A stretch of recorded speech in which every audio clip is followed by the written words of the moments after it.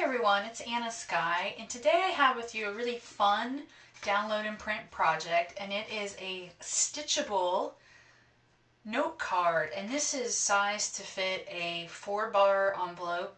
The finished size is 5 by 3.5 index card size, and when you print it out, it's going to look like this. And this is just a really simple black and white print. And you'll see there's dotted stitch lines going around the owl, and they're really cute, saying, "I'll see you soon." And when you cut along the trim marks here, what you get are two little note cards. And I'm just using really simple embroidery thread. I bought a multicolor pack at the craft store. And so I had a ton of colors to choose from. And to get started, I used I guess you'd call this a push pin. And I found it really easy to just open the card up and kind of puncture. You don't have to go really deep, or just kind of set your needle, little spots for your needle to go in. And you just make little holes like that. And I found that with the embroidery floss, there's actually 6 threads in the embroidery floss. I found it best to work with 3. So when I made my little threads, I went ahead and separated like this, and then threaded that into my needle. So I'm going to go ahead and show you how I did these stitches here. It's really simple, it's really fun. It reminds you of when you were a kid and you did those little yarn and punch cards. I don't know if they still make those, but that was the best. So to start, I went ahead and threaded my needle with the 3 threads of the green, and I'm just gonna put a knot on the end down here. And my tail is a little long, so I'm just gonna cut back maybe 1/2 inch from the knot.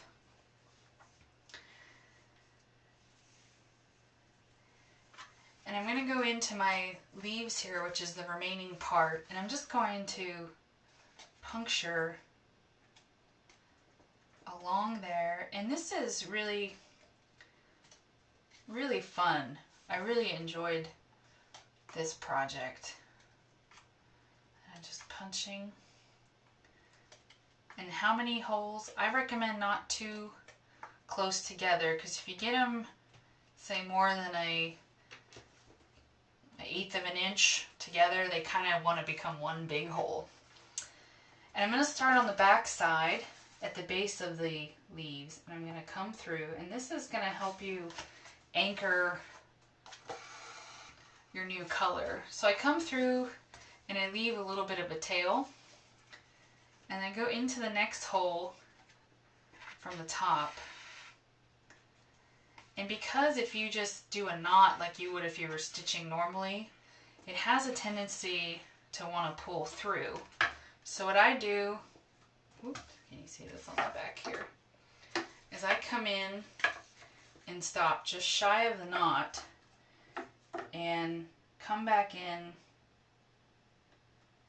just before going through there, and just kind of loop through, and that anchors your thread really nicely. And now for all you pro stitchers here, this is called a back stitch. And what you do is, say I've done that one stitch there, and I'm going to come into this hole from the back, which is the next hole, and then back down into that hole. And this gives you a real nice even line. Let me do that again. So go into the next hole from the back side, and then down into the hole it just came from.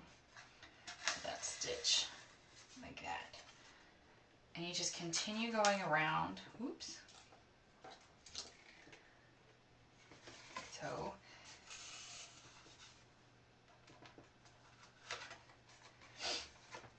and this is super relaxing. I enjoyed doing this card a lot, and I think it's a great kind of fun DIY gift idea. Someone you're thinking about that you haven't written to in a long time, stitch up a little card, send it to them, let them know how much they mean to you.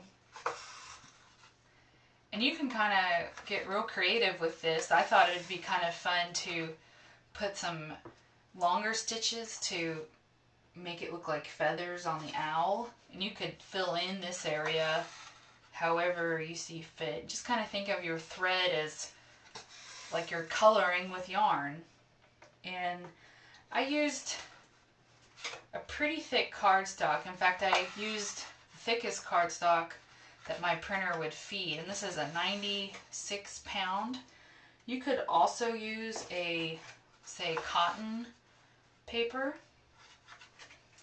And now there's my leaf there. And for the last little final touch, I want to do a little vein. So I'm going to come in on the point and back down at the end of the leaf to make a little vein, if you will, in the leaf. And that's optional. All of this is just for you to have a lot of fun with. And I think this is a fun project. I'm planning on making a few more freebie, what I call print and stitch projects. I hope you enjoy making this one as much as I enjoyed creating it.